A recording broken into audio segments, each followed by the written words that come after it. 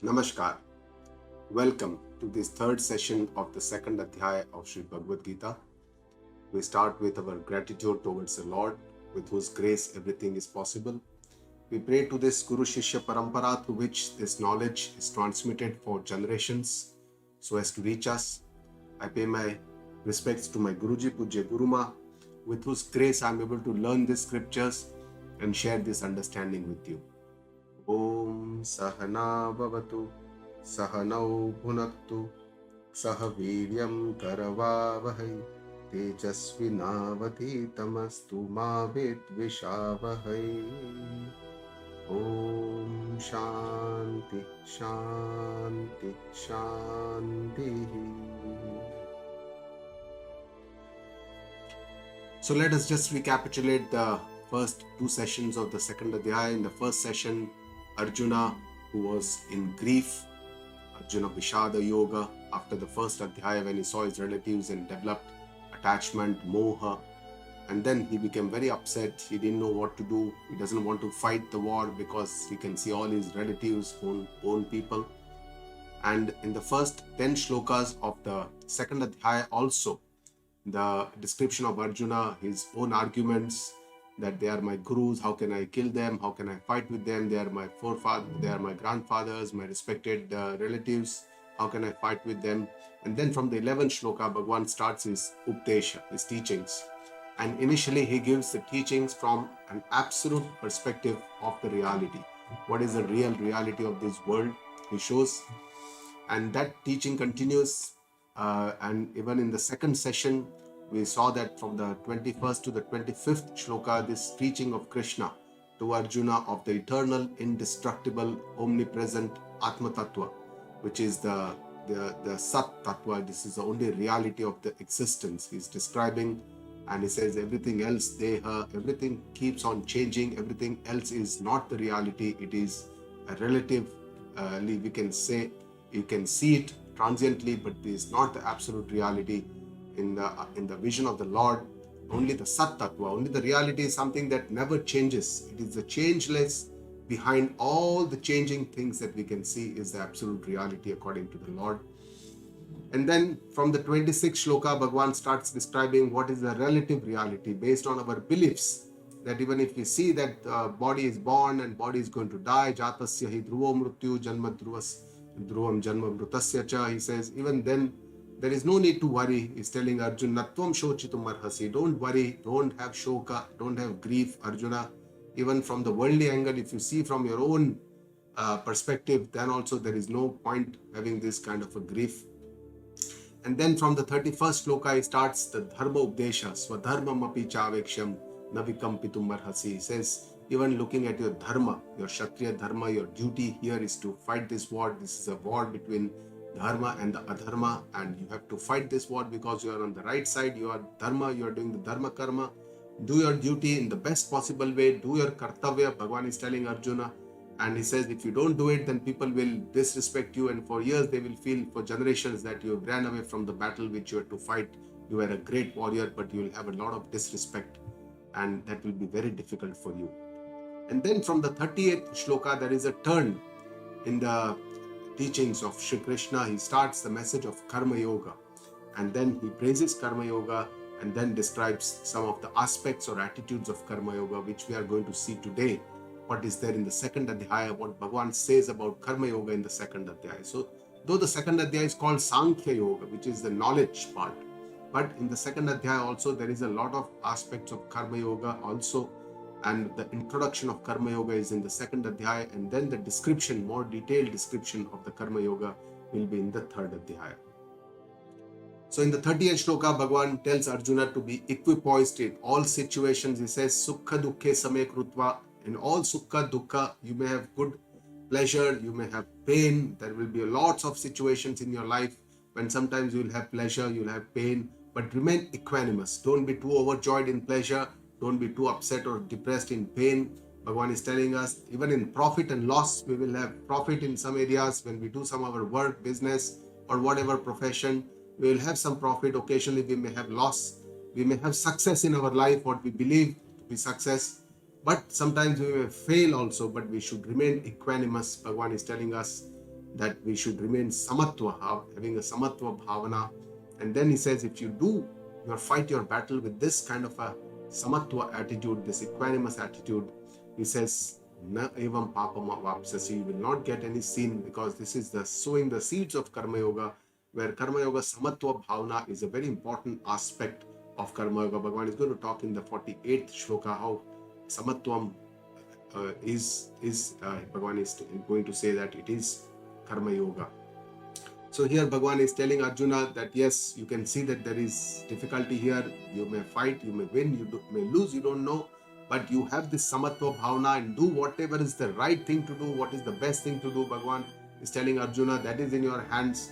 Whatever you are going to get, the result is not something in your hands that is going to disclose. He is going to reveal this entire aspects of karma yoga.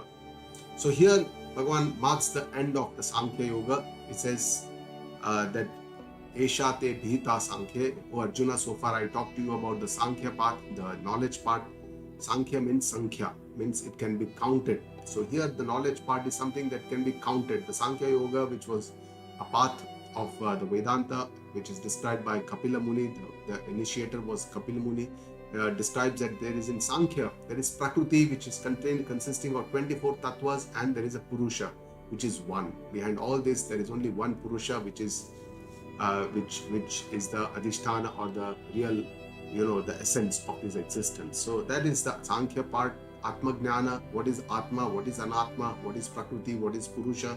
This Viveka Bhagavan did so far to Arjuna, and he says now, Buddhi Yoga Tumam Shuruhu. You now listen to the path of Buddhi Yoga. And in the eyes of the vision of the Lord, Buddhi Yoga and Karma Yoga is essentially the same, because when you do your actions with the right understanding, the right intellect, what Bhagavan is going to tell us, the right attitude, then it becomes Karma Yoga.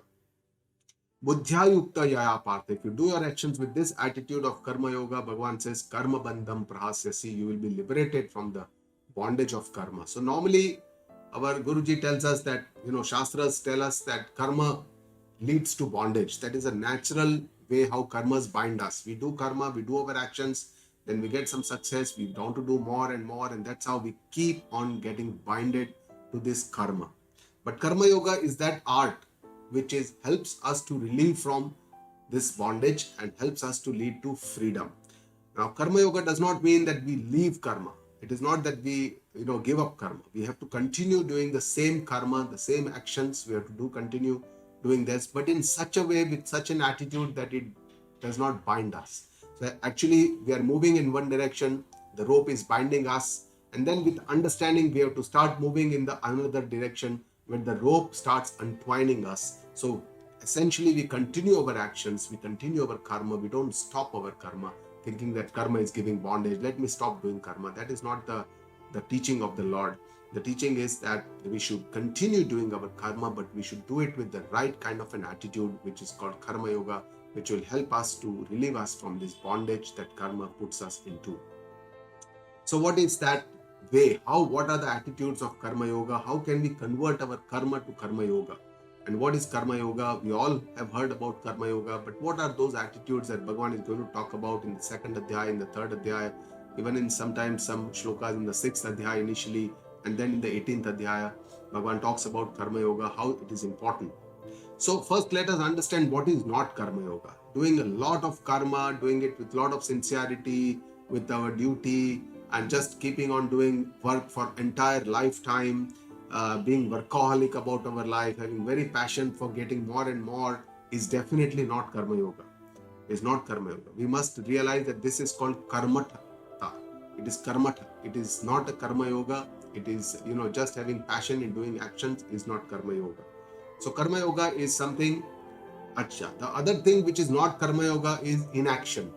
Inaction, to do some kind of an action just because karma is binding us. We leave the karma, become akarma, or become lazy, being, try to postpone our duties. That is definitely not Karma Yoga.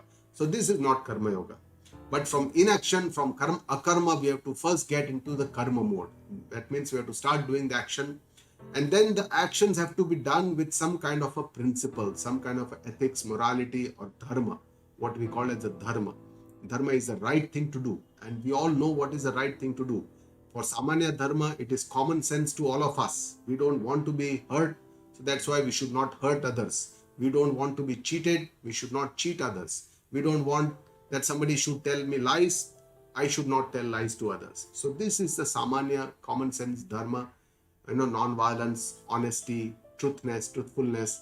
All these are important aspects. These are common senses. These people know even before any of the Dharma was known in this universe.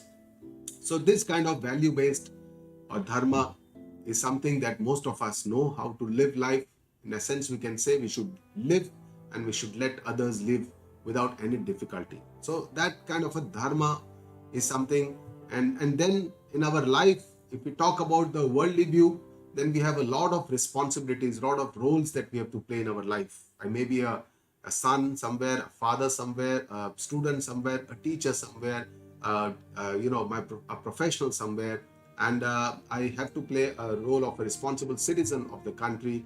All these roles that we play, we should do it with the best possible sincerity, with the utmost devotion, dedication, and doing our kartavya, karma, in the best possible way. So this is also an aspect of karma yoga, doing our duties. Next, these are all called kamya karmas or sakam karmas in our shastra. In Shastra, when the word karma is used from the Shastriya perspective. Karmas are 4 types. One is a kamya karma. Kamya karmas are the ones which are done for some desire to be fulfilled. And most of the karmas that we do are kamya karma. The second and the third parts are the nitya karma and the naimittik karma. Nitya karmas are daily karmas which are described in our ancient Sanatana Dharma, like the Sandhya Vandana and the Agnihotra for the householders. So these are kind of the nitya karma that every day should be done. And then there are naimittika karma. They are dependent on the event, depending on the naimitta, depending on the the nimitta. It has to be done, not regularly, for some kind of a yagnas and other things.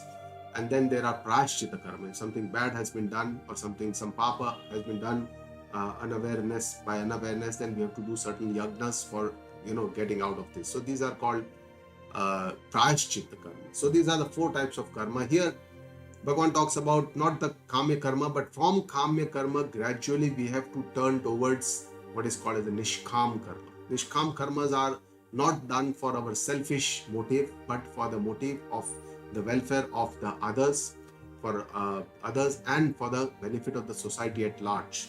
And this Bhagavan is going to describe more how these yagna karmas can be done in the 3rd and the 4th Adhyaya, how there is a Srushti Chakra, and what are those kind of attitudes that we need to do to maintain this universal cycle, the Sansar Chakra, and that these are also important attitudes of Karma Yoga. One of the important attitude related to the karma for doing our action is what is called as the Ishwar Arpana Bhavana. Means we surrender our actions to the Lord.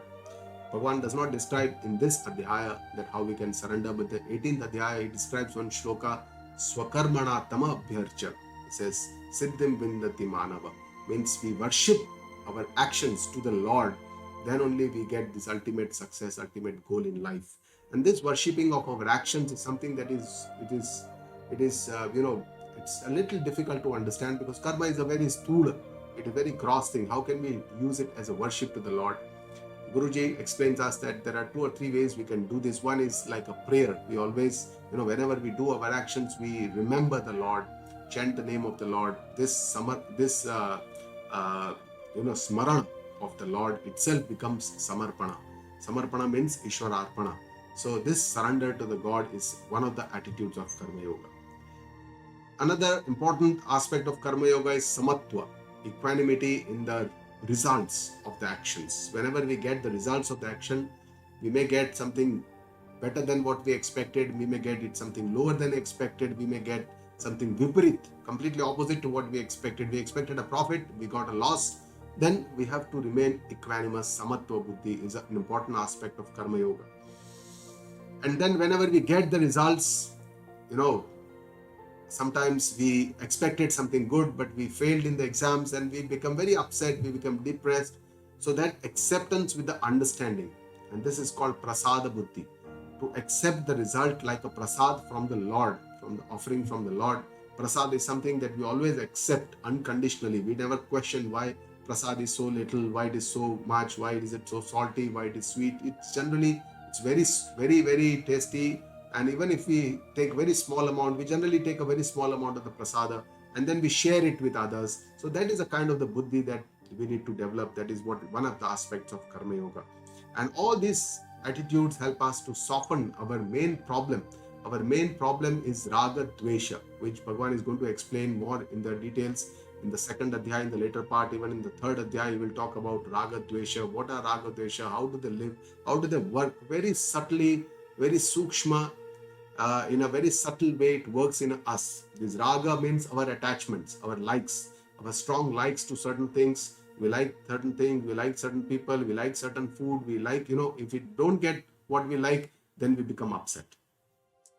Dvesha is dislike, some kind of an aversion to people, things, food and other things. All these, creates a lot of issues in us. We don't want to be there where there is a, so that dvesh creates for kind of sometimes anger, sometimes it creates violence. All these problems are the root cause is the raga dvesha. And this, once these raga dvesha soften, they become shithila, then of course there is a antakarana shuddhi. And this is antakarana shuddhi, this is the main purpose of doing karma yoga. The main purpose of doing karma yoga is to purify ourselves, is to purify our inner being, our inner mind, and doing antakarana shuddhi, which is a very, very important part of the journey, the spiritual journey, because this is the first station, the first step towards the onward progress, towards the knowledge. The next sloka, Bhagavan praises the karma yoga and says, nothing goes in vain. Neha vikramana shosti pratyavayo na vidyate swalpam apyasya dharmasya trayate mahato bhayat. Bhagavan says, abhikramanashna asti. On this karma yoga path, whatever small steps you take, there is no abhikrama. Abhikrama means one step you take, go forward, you do something, some good deed, some satkarma, something you go, but there is no waste of efforts. All this is always in our account as some kind of a phala. Some result is always there. Sometimes we can see the phala, that is called drashta phala. We can see that there is some kind of a worldly comfort, because of this punya we get some worldly comfort, some wealth or some possessions which will make us more comfortable. But often what we get is something called adrashta phala. We cannot see it, and that is called as a punya, which remains in our account. So there is no waste of effort. Even in this life, we don't use that, or we don't get a chance to use that will be carried on to the next life. So all these account gets carried to the next life, and there is no waste of effort. If we can't able to fulfill the goal in this life, we'll have to, we get another chance in the next life also. Pratyavaya apina vidyate. There is no opposite result. Whatever you do, you get a similar result. The karma phala theory, the law of karma is very, very strong, very just, and it gives the same result. Whatever you do, the result is always there. We may see that the result is not adequate. Our vision is very different. In the eyes of the Lord, this system of karma phala theory is perfect system. Swalpam api dharmasya. Whatever little dharma karya, whatever little dharma actions, some good thing, some good deed we do for the other, trayate mahato bhayat. It will liberate us from great fear. Bhagavan says, is telling Arjuna that you will be liberated from great fear. And the great fear that we have, the biggest fear that we all have is the death, our own death of our near and dear ones, disease, old age. These are all the common fears that we all have. What will become dependent on the others in the old age. So these are all the fears. From all these great fears will be liberated by doing karma yoga. And Bhagavan says that is trying to tell us that karma yoga indirectly leads to antakarana shuddhi, and this is the eligibility for the atma gnana, for the self-knowledge. And by self-knowledge, all our great fears get abolished, because we know that we are not this limited body which undergoes death, but we are that atma, which is the adhisthana, which is eternal, which never is born, never dies. And with this understanding, we get liberated from these great fears with this right understanding. And that's what the wise person have done. So as a seeker, what we need to do is, the first step is to get ready to become eligible.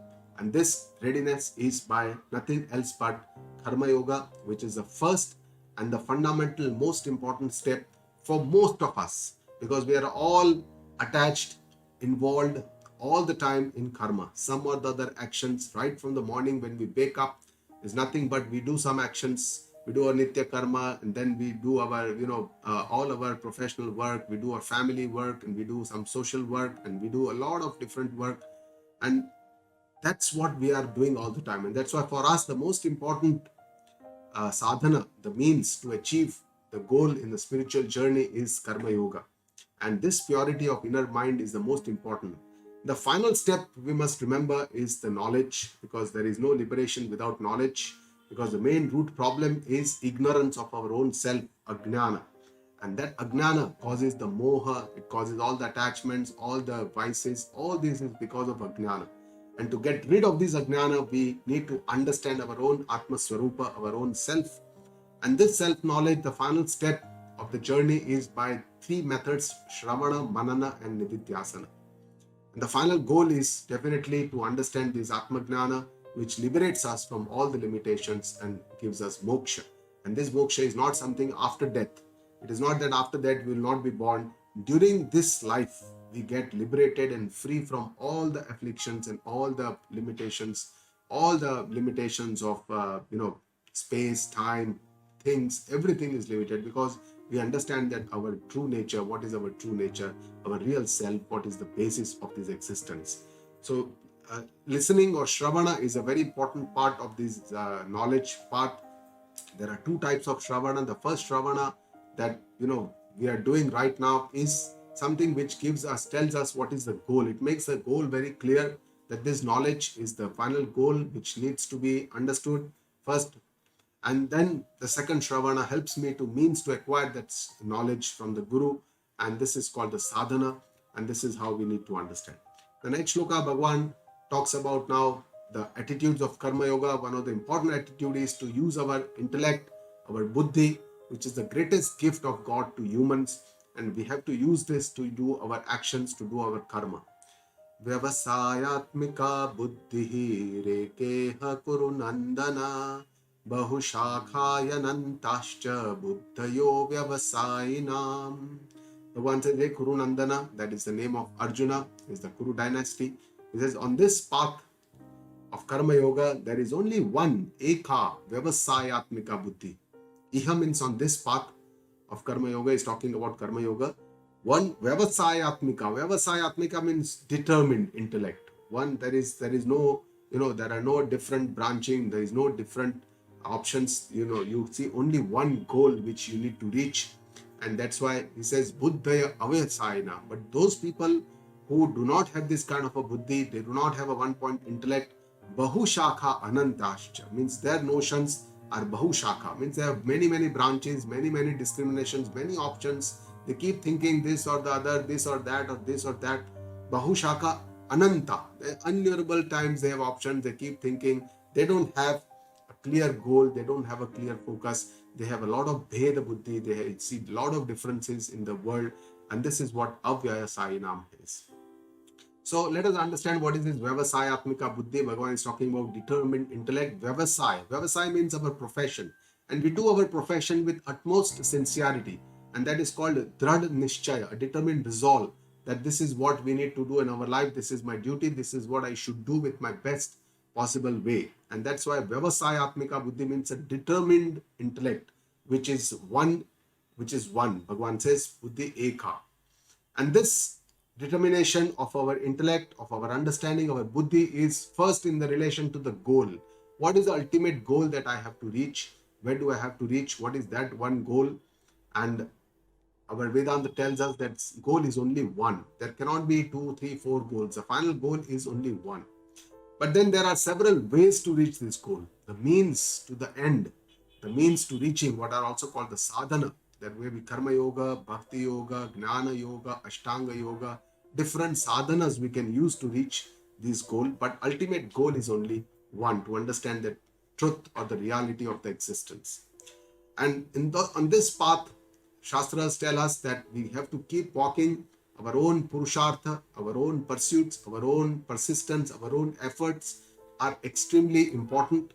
There is nothing that destiny will tell us or give us something that we will just be sitting. We have to try and make our best attempts to find this truth, to find this reality, make use of the scriptures, have a guru, go to the guru, learn, listen to this Shastra, And then we have to keep walking on this path that is called Charaiveti, Charaiveti. Definitely changes will happen in our understanding, in our intellect, in our buddhi, but this happens very slowly. Shanaihi, Shanaihi Uparamed. Bhagavan says in the 6th Adhyaya that all these changes happen very, very slowly because the buddhi is filled with a lot of dhrada sanskara, very strong impressions of the past.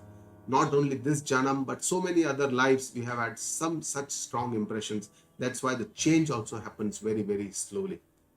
And then what about the avyavasayatmika buddhi? Those people who do not have this kind of a determined intellect, but that intellect keeps wavering. They today do something, tomorrow do something, today listen to some person, next day listen to another, today read these books, tomorrow read the other books. They don't have a determined intellect. Bhagavan says, Yami mam pushpitam vacham pravadantya vipaschitaha vedavadarata partha nanyadastiti vadinaha. So they speak very flowery words. We know people who are already involved in the worldly affairs, what kind of words they use in our day-to-day talks and discussion. They speak very flowery. Pravadanti avipaschita. They do not think clearly. They are aviveki, avipaschitaha. Vedavadarata partha. O Partha, O Arjuna, O Pruthaputra. They always keep vada rataha. Means they are always debating the Vedas. They keep talking about, quoting the Vedas. And they say that this action should be done to get this result, this action. Veda says that this action, this yagna should be done to get this result. For this yagna, we will get some child or this and that and the other. They always keep like this. Nanyadastiti vadina. And they always believe that there is nothing more to this life, only that we do our actions in the best possible way. We get the results and we enjoy those results. Bhoga, karma, bhoga, karma, bhoga. For bhoga, we do karma. For karma, we do bhoga. And this is how the samsara goes on. And that is what they believe. There is nothing more to life than just, working, enjoying and relaxing and enjoying whatever we get. And they don't have any goal. Avyavasainam. They don't have any goal. Kamatmana swargapara. They only are filled with desires for heaven. They believe that do good work and then we will go to heaven and get even better bhoga, all the better pleasures, all the more comforts. They will all be the divine bhogas in the heaven. Janma karma phala pradam. They believe that all this karma we do to get a better janma. So birth is because of the fruits of action of karma. Kriya Vishesha Bahulam, and that's why they are involved in too many activities. They keep on doing work. They are workaholics. They are all Rajoguna predominant, and they keep working. Bhogeshwarya Gatim Prati, then they pursue only the pleasures, the bhoga, and the power. Aishwarya means they want overlordship, they want power, and the pleasures, and bhoga, all the wealth, and then all the possessions that they want. And for that, they pursue all their life for this purpose. But Bhagavan tells us clearly that these sense pleasures and this our pursuit for power, position does not give real peace in our life. And this is our own experience. Bhogeshwarya prasaktanam taya payata chetasam vyavasayatmika buddhi samadhau na vidhiyate. So those who are involved in this kind of pursuit of bhoga and aishwarya, bhoga means pleasure, sense pleasures, and aishwarya means overlordship or some kind of a power. Exclusively we are involved in that. Taya apayata chetasam. Cheta, our mind. Apayata means it has been robbed, it has been kidnapped by this kind of sense pleasures, this kind of objects, this kind of things. We are all involved in that. And Vyavasayatmika Buddhi, a well certain understanding. Vyavasayatmika Buddhi does not take place in our mind, in our samadhau na vidhiyate. It does not take place. We keep avyavasainam. Those people keep involved in this kind of sense pursuits. But Bhagavan is now telling us what is the final goal. He is telling Arjuna, and through Arjuna is telling the entire humanity what is the ultimate goal that we have to reach. He says we have to transcend all these material realms, which is made up of three gunas, the sattva, rajas and the tamas. Traigunya vishaya veda nistraigunya bhavarjuna nirdvandvo nitya sat Vasstho niryogakshema atmavan. Bhagavan says Traigunya Vishaya Veda. These Vedas describe all the three gunas, and that is the subject of the Vedas, Vishaya Veda, Traigunya. Three gunas, the Sattva, Rajas and the Tamas, and this is what is described in the Vedas. Bhagavan is telling Arjuna, Nistrai Gunya Bhava Arjuna. Arjuna, you rise above these three gunas which is described in the Vedas. Now this is misquoted by several other people. They say that Krishna is telling Arjuna to rise above the Vedas. Don't believe the Vedas. Vedas only describe three gunas and you rise above these three gunas. That is not the real understanding. Actually, the right understanding that Swamiji, Dayanandji Maharaj and our Guruji describes is that the Vedas are made up of, the first part, the 80% of the Vedas are made up of Karma Kanda, where there is a lot of karma, yagna, what is the result, what is the karma phala has been described. And this is for us, all of us, humanity, to first get involved in karma yoga, doing it for the larger benefit, doing it to purify our mind. Only then we can understand the knowledge part. And that's why the last part of the Veda, which is called Vedanta, the Anta of the Veda, it's consisting of the Upanishads, which is all within each of the Vedas. They describe this knowledge part. The once our Antakarana is Shuddha, our mind becomes pure, we are eligible to understand this Jnana part, the Jnana or the Upanishad part. And in this, it talks about the transcendental knowledge, which is beyond the three gunas. What is that beyond the three gunas? What is that Adhisthana? What is that absolute reality? What is that basis above which everything is based? What is that base of this existence? It talks about this Atma Tattva. So this is considered to be, this is what Krishna is telling Arjuna here, that you rise above these three gunas. First, you have to understand that from all the rajas and the tamas, we have to go towards Sattva Guna. And Sattva Guna, and then we have to rise above all these three gunas. And how do we rise above these three gunas? Bhagavan is showing in the next line of this shloka, is showing 4 ways. Nirdvandva Bhava. Dvandva means the dualities of this world. This entire world, this universe is filled with dualities. There is not that you will always have success, or you will always have profit, or you will always have happiness. Sometimes you will be happy, sometimes one will be sad, sometimes we will have success, sometimes we will also bound to fail. Sometimes we get, fame, name. Sometimes we get insults, disrespect, misrespect, and all this. So these dualities are part of life. And the way only to rise above the dualities is first to accept samatva buddhi in these dualities. Bhagavan has already told Arjuna, matra sparshastu kaunte stan titikshasva bharata. First these dualities you try to, sahanshil matlab try to endure them. And then only you become samatva, and then only you can rise above these three gunas, nirdvandva.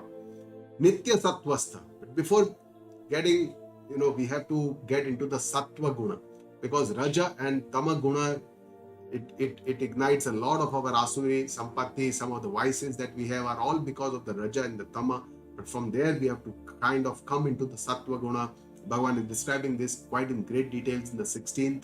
And the 17th Adhyaya is going to describe all this Asuri Sampatti, Daivi Sampatti, Sattva, Rajas, Tamas, Guna. 14th Adhyaya also is going to describe this in quite details. Niryoga Kshema Bhava. Yoga means achieving something that we don't have, trying to get something. And Kshema means protecting whatever we already have, our own achievements, our own possessions to protect.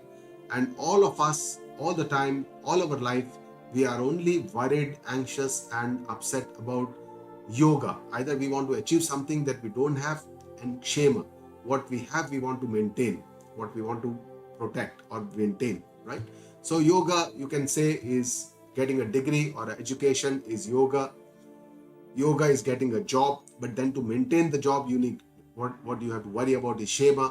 Yoga is getting more money, earning more money, but then to protecting that money, to allow it to grow, invest, that is shema. Yoga means buying a new house, but then maintaining the new house is kshema.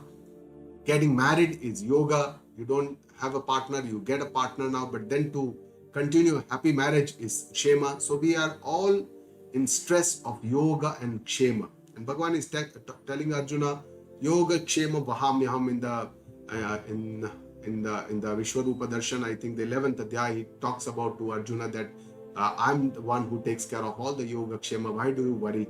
So Bhagavan is telling us here that let us go of the stress of achieving and protecting your achievements. And then finally says Atmavan Bhava. Atmavan Bhava is a very important message. Bhagavan is telling us to become master of our own self. Atmanyava Atmanatushtaha. In the 6th Adhyaya, he says that we have to elevate our own self by our own self. We shouldn't depend on others. We should try to do our best, be proactive in our approach, try to do whatever is the area of our efforts. We should do it in the best possible way. Be courageous, be patient. Atmavan Bhava also means to be patient, dhairya, dheeraj, and persistence, to continue on this path with a lot of enthusiasm. And this is how we can achieve our own mastery of our own self, by controlling our indriya, mana, sanyama, indriya sanyama, mana sanyama. Bhagavan is going to talk about this in details in the second and the third adhyaya. So all this is the Atmavan Bhava, and this is very important. We have to do whatever best we can, and then only we can expect a good outcome. So this is how Bhagavan is showing us the final goal, how we have to finally transcend by being Atmavan, Niryoga Kshema, letting go of the stress of achievements and protections, Nitya Sattvasta, remaining in the Sattva Guna, and then finally rising above all the dualities, rising above the three gunas, Nistray Gunyo Bhavarjuna. It's a very important message from the Lord.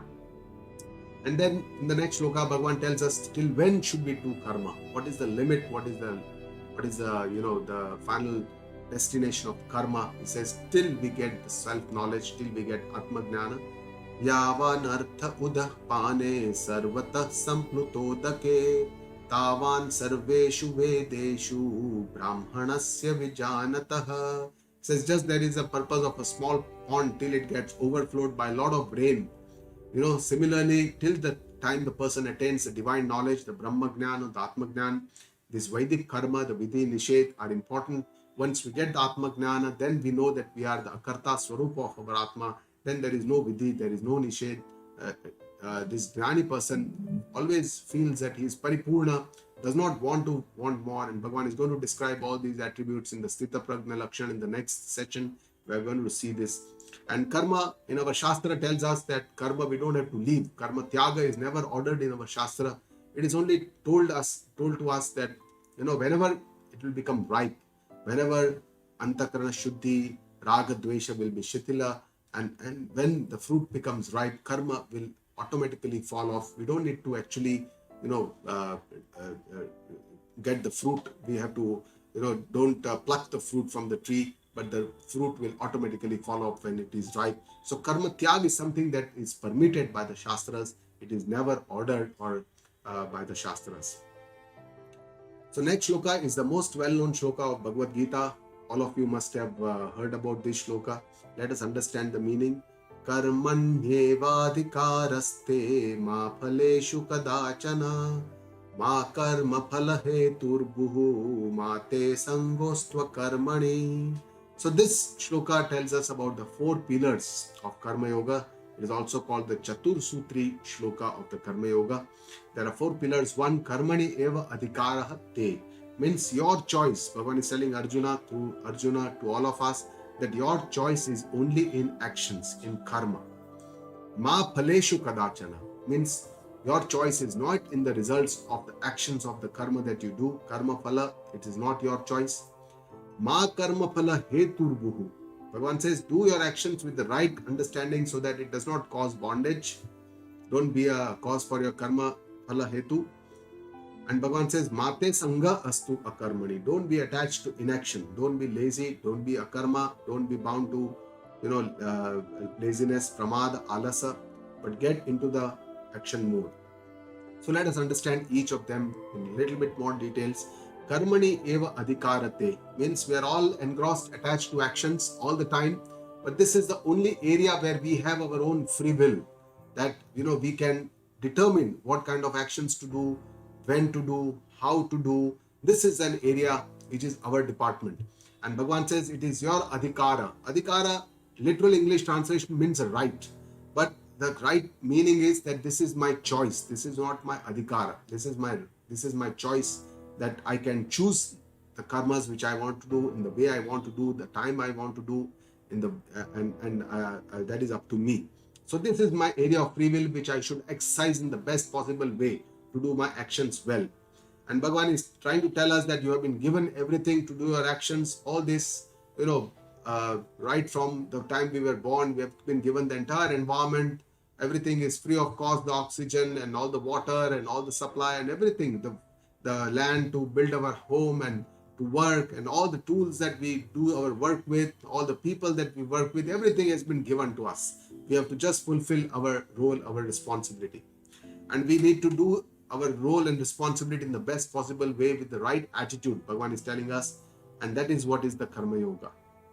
The second aspect is that when the results come to us, when we do our action and then there is a result, Bhagavan says you don't have choice in the results of the action. That is the next.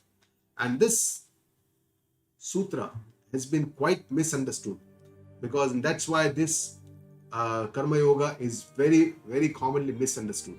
People say that you don't have a choice in result of the action means that you should not desire for any result. You should just go on doing your karma without any desire for the result. There is no way this is possible. Nobody can do any karma or any action without some kind of a desire to fulfill. Say for example, a doctor gives a medication prescription. The desire is that the patient will become all right. Whenever a farmer sows the seeds, his desire is that he will get a good return or a result of these seeds. He'll get a good harvest. Similarly, anybody, an IT person writes a program with a desire that this program will be able to do this. So similarly, everybody does their work with some kind of a desire, and it is very natural to have a desire. The meaning of this shloka is that we cannot insist on the result. We can have a natural desire for a good outcome. Naturally, everybody has a desire for the good outcome, but it is not our department to get the result. That is something where we have no say. Bhagavan is telling us this is not your department. Arjuna, Jiva, all of you, please understand this is not my department. To give the result is a department or is a separate department. And there are many factors which determine what kind of results we get. Apart from what we have put in, the best action, best efforts, several others are also putting in efforts. And there is a system which is beyond our comprehension, beyond our understanding, the karma phala theory, how we get what kind of results. Nobody can understand this. Bhagavan has already said, karmana ghano gati. It is very deep to understand this. And that's why Bhagavan is telling us to let go of the very strong desire that I want this particular result and try to accept whatever results we get. And that acceptance comes only with a certain kind of understanding. Ma karma phala hetur bhuhu. Ma karma phala hetu. Don't be a cause for your next birth by your actions. It is our actions which lead to our next birth. Whatever actions we do, that kind of punya, papa gets accumulated, and based on that we get our next birth, whatever species. So Bhagavan is trying to tell us that you do your actions with the right understanding so that karmas don't bind you. You get liberated from this karma, and then you can reach the ultimate goal of the human life. Mate sanga astu akarmani. Don't be attached to inaction, akarma, laziness. Don't be lazy.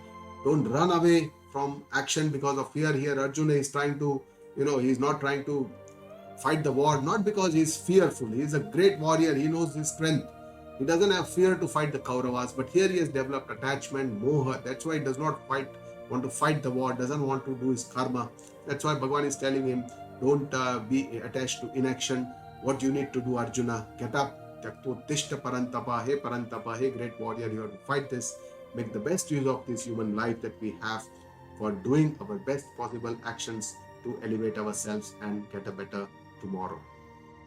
In the next shloka, Bhagavan talks about the different attitudes of Karma Yoga, and he starts with the most important attitude of the Karma Yoga, which is Samatva. He says equanimity is synonymous with Karma Yoga. Yogastha kuru karmani sangam tyaktva dhananjaya siddhya siddhyo samo bhutva samatvam yoga uchyate. So Bhagavan is telling Arjuna, be committed to Karma Yoga and sangam tyaktva. Don't be attached to the results of the action. That is not up to you. That is not your department. That is don't be helpless because you are not getting the results that you desire, because that is not something that you have a control over. And this is something that we all must understand, that we don't have the control over the results that we are going to get of our karma. This is not that we need to be helpless about it, but we need to understand this fact that this is beyond our limitation. This is the limitation of the jiva, that we don't have control over what we will get, whether we'll get a good outcome, whether we will get a not so good outcome based on what we expect from our karma.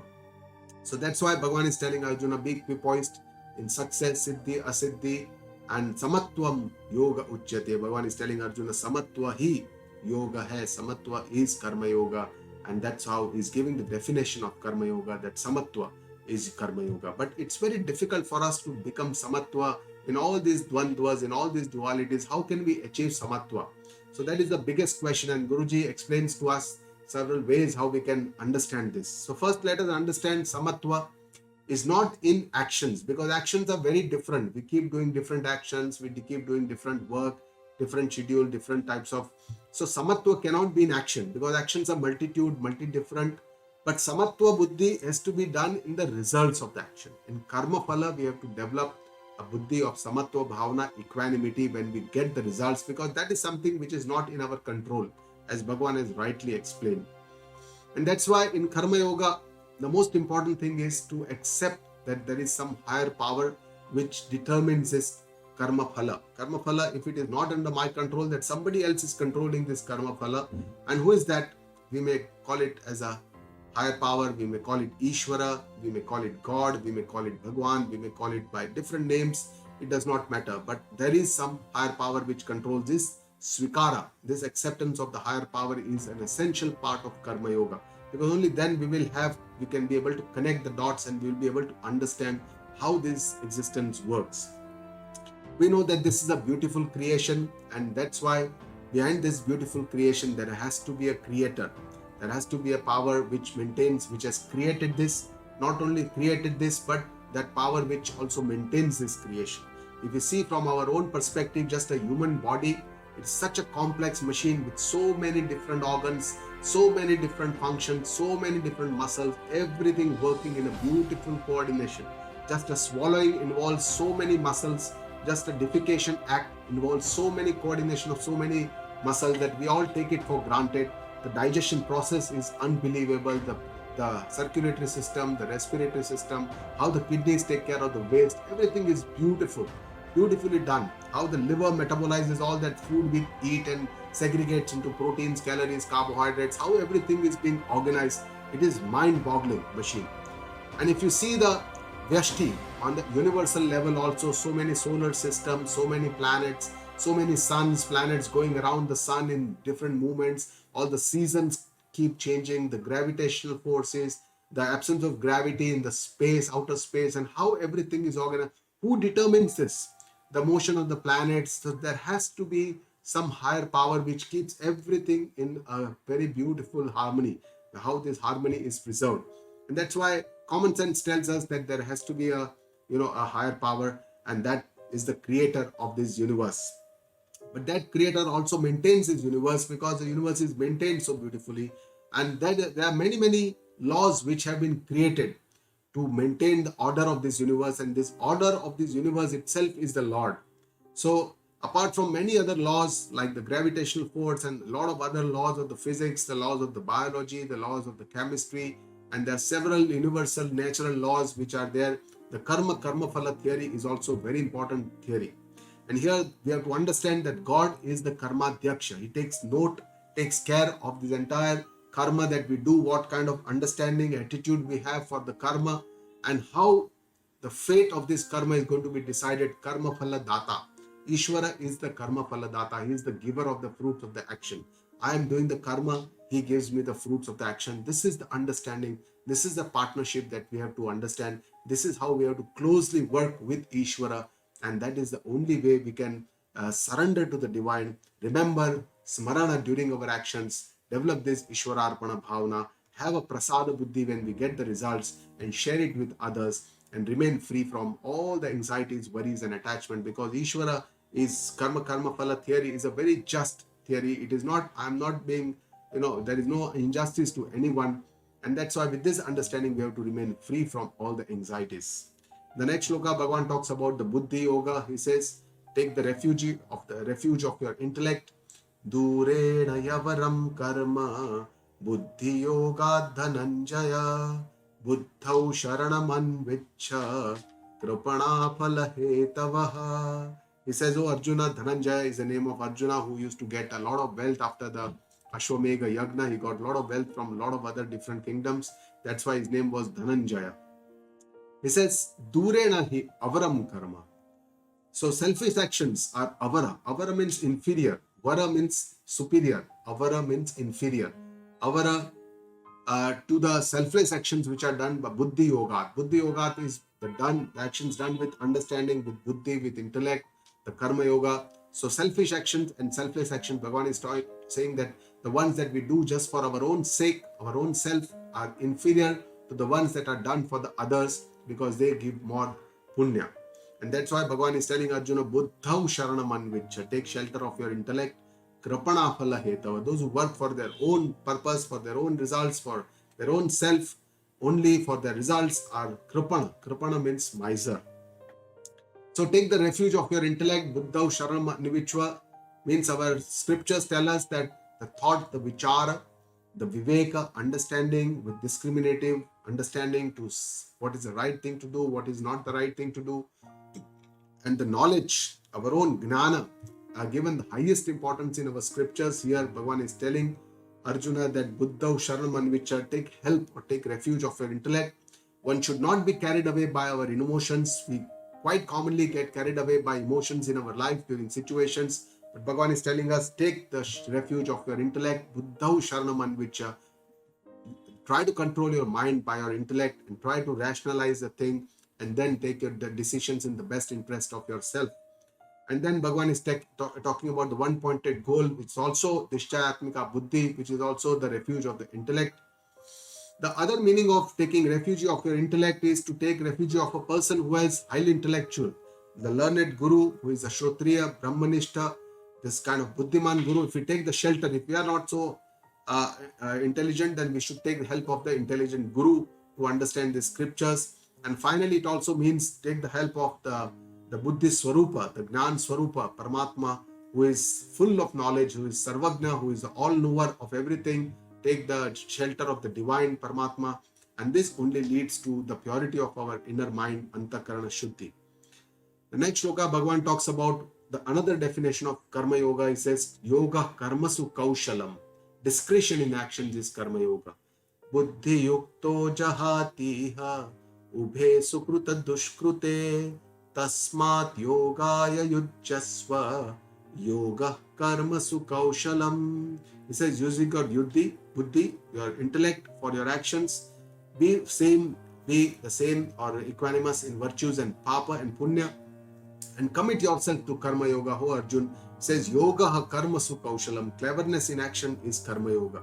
Now this also we need to understand what Bhagavan, when he says Kaushalam, Kushalata, Kush Dhatu, Kush is a grass which is very sharp on both the sides. So when we pluck this grass, we have to be very careful. So this carefulness and this cleverness, or we also call it skill, it's called Kaushalya, and this skill in action.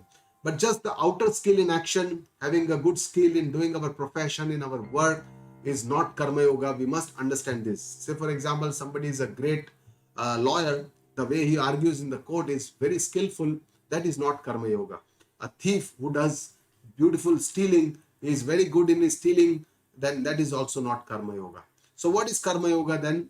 The skill in our right attitude, using our understanding, our knowledge, and it's not just the outer skill Bhagavan is talking about, but the internal attitude is what Bhagavan talks about. And those attitudes are such that our actions don't bind us, but they liberate us. Say for example, the Kaushala means that when you do your actions with the Dharma, with ethics, morality, according to our Dharma, and avoid the Adharma karma, vices, sins, avoid all this that is considered to be not the right thing to do in our Shastras, that is considered to be Yoga Karma Su Kaushalam. That means that we are doing our karma with Kushalta.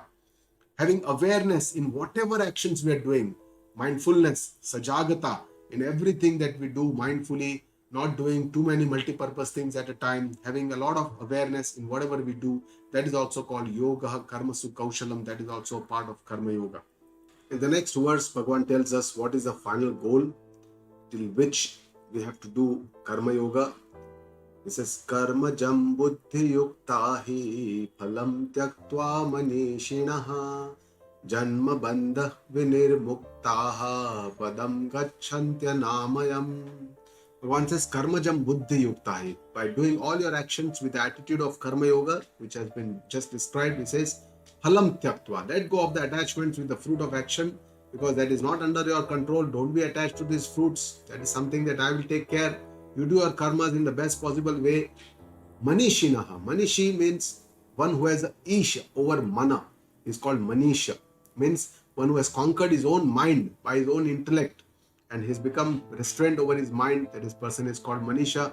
Janma bandha vinirmuktaha. That person manisha who has conquered his mind becomes liberated from the sansara chakra, the birth and the death, because he is already achieved. How does he get liberated? Bhagavan says, Padam gachanti anamayam. Anamayam pada. He is prapta. He attains that highest self, what is called the anamaya. Amaya means all the disease, pain, sufferings is called amaya. Niramaya is called complete absence of disease, pain, suffering. Healthy person is called niramaya. And Bhagavan here is using the word anamaya padam. Anamaya pada here is because it is this pada, this state is completely free of all the afflictions. There is no pain, there is no misery, there is no suffering, because this is the final goal. It is the understanding of our own Atma Swarupa, which does not have any pain, misery, suffering. And that final goal, the moksha, where there is end to all the sufferings, all the afflictions, that is the goal that one person will reach. And that is only by Atma Jnana. And that is the final goal by which we go from. So Karma Yoga, the next step is to get Antakarana Shuddhi and then go to Atma Jnana. That is the next step. So the steps of the seeker's journey for us, Bhagavan has already said, Samatvam Yoga Uchyate. First, in all these dualities, we have to develop equipoise, take all these success, failures, all the dualities in the same stride. Yoga karma su kaushalan, do our actions very cleverly with the skill, with an internal skill, doing the right thing at the right time with a lot of sajagta, awareness, according to our Shastra. Buddha Sharanam Anvicha, take the help of your own intellect, don't get carried away by emotions. If we cannot have that understanding, we should go to help from the Guru, from the scriptures, from the Lord, take the shelter of the divine. And Anamaya Pada is the final goal. We should remember that we should not get entwined in the karma and finish our life. The final goal is to liberate ourselves from this karma by reaching that Anamaya Pada, the Moksha Pada, seeking the liberation by attaining this highest Pada, highest position, which leads to Mukti.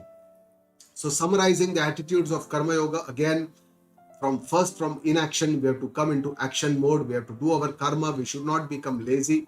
Second is doing our karma from the dharma and our duty perspective.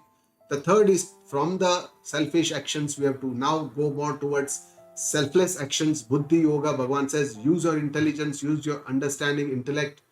Surrender bhavana, Ishwararpana bhavana, all our actions. And when we get the results, Samatva Buddhi, equanimity in the results, acceptance of the results by Prasada Buddhi, and which helps us to soften our likes, dislikes, and cleanses our mind in Takarana Shuddhi.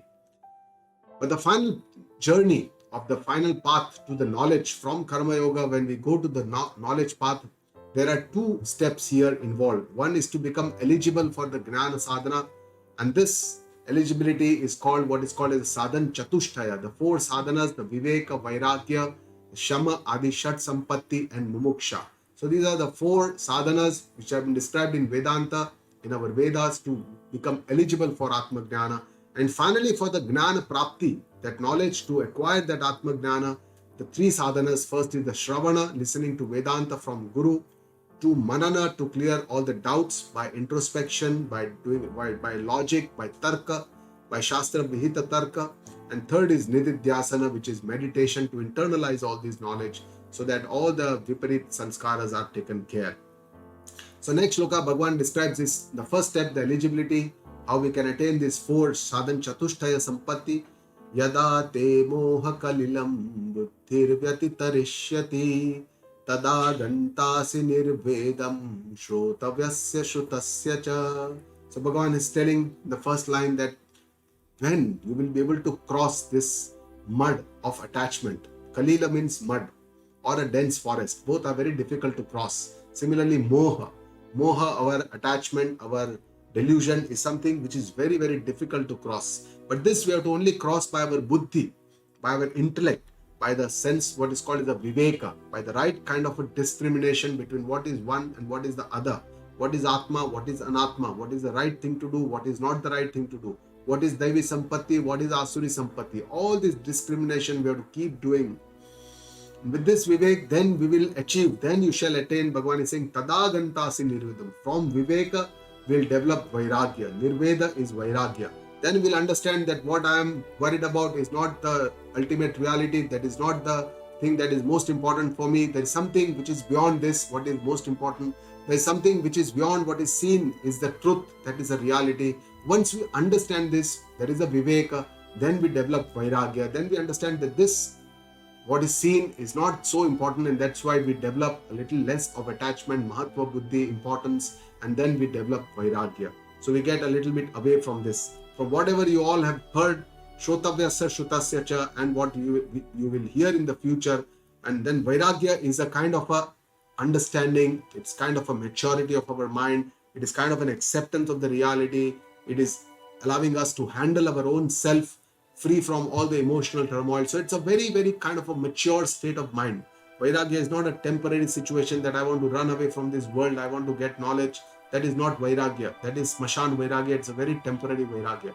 Here what Bhagavan is talking about is a very mature state of mind which comes from Viveka. Only Viveka can bring that kind of a Vairagya, and then only we can go to the next step. So these are the Sadhan Chatushtaya Sampatti, the 4 assets of the seeker, where Viveka is the first step. Discrimination, the right intellect, we have to use our brains. Second is Vairagya, detachment. Let go of all the attachments. Finally, this journey is letting go of all our layers that we have developed, where we have identified with. So gradually this happens. The third step is Shamadi Shat Sampatti, which is very important. Shama is mana, control over the mind.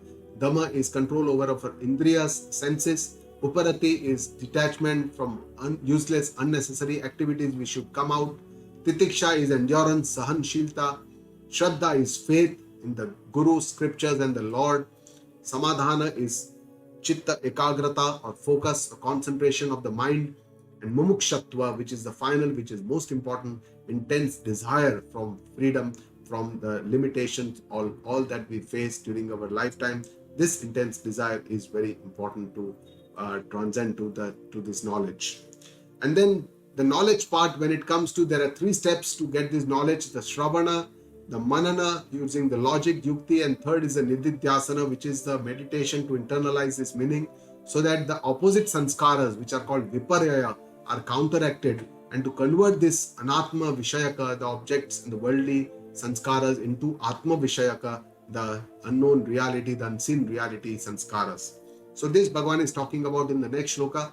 Shruti vipratipannate yadastasyati nischala samadhavachala buddhi tada yogam vapsyasi.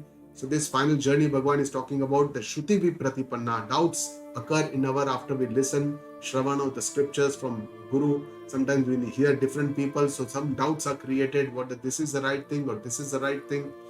Yada stasyati nischala. But when these doubts are cleared by manana, by the yukti that is given in the logic that is given in the Shastra, the intellect becomes steady.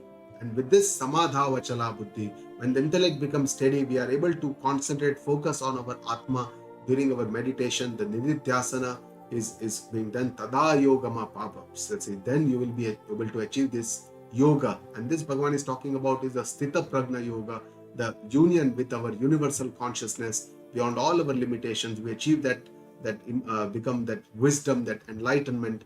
And with this, so Bhagavan is trying to tell us what we should do. We should become first eligible by purifying our mind, by using the Karma Yoga as the first and the most important sadhana. And finally, we have to understand that scriptures are the final evidence. Listen to Vedanta from Guru, and then we go on to this Gnana sadhana. Finally, after from Karma Yoga to Gnana Yoga, and then going to the final goal, that is liberation. And Shravana, listening, is also of 2 types. We've already discussed this. So finally, coming to the end of this session, the third session, let us just recapitulate. The first 4 shlokas describe Bhagavan talking about the Avyavasainam, Yamimam Pushpitam Vacham, how this person is into selfish actions, how he consistently uses flowery words and Bhoga Aishwarya, he is always in the sense pleasures and the power. And then Bhagavan in the 45th shloka talks about the ultimate goal of the life, Nistray Gunyo Bhavarjuna, Nirdvandvo Bhava, Nitya Sattvasto, Niryoga Kshema Atmavan. He talks about all the results, Yavan Artha Udapane, And 47 shloka is the main shloka of the Karmanyevadhikaraste. It talks about the main Karma Yoga teaching. Then it talks about Buddhav Sharanam Anvicha, take shelter of your intellect, do it with the right understanding, all your actions. And then it talks about the selfless actions, what are the fruits of these selfless actions. Finally, the Gnana Sadhana, highest attainment in the life after the purification, after the preparation, after the Antakarana Shuddhi. The Gnana Sadhana, the two steps, one is the eligibility, and Sadhan Chatushta Sampatti is important, the four means, and then finally the Gnana Sadhana, where three steps, the Shravana, Manana, and Nididhyasana, to the final goal, which is the Sthita Prajna Yoga, which Bhagavan talked about. And this creates a lot of curiosity in the mind of Arjuna. He asked the question that really is somebody, a person like this, is it possible to have a person like this? And if there is a person like this, enlightened, wise person, full of wisdom, who is having firm, determined, eka vyavasayatmika buddhi, determined knowledge, and that person here is called Sthita Prajna. And Arjuna asks four questions to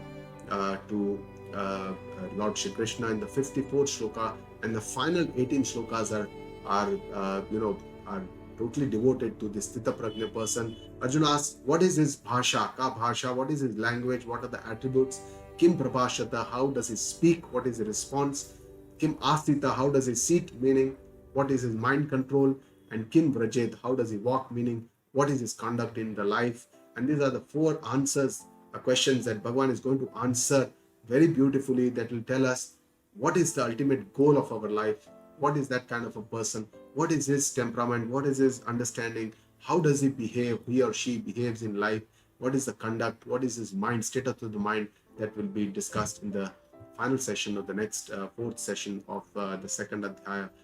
With this, we come to the end of this session. Guru Brahma, Guru Vishnu, Guru Devo Maheshwara, Guru Sakshat Parah Brahma, Tasmai Shri Guruve Namaha. Om Purnamada Purnamidam Purnat Purnamudachyate Purnasya Purnamadaya Purnameva Vashishyate. Om Shanti Shanti Shanti.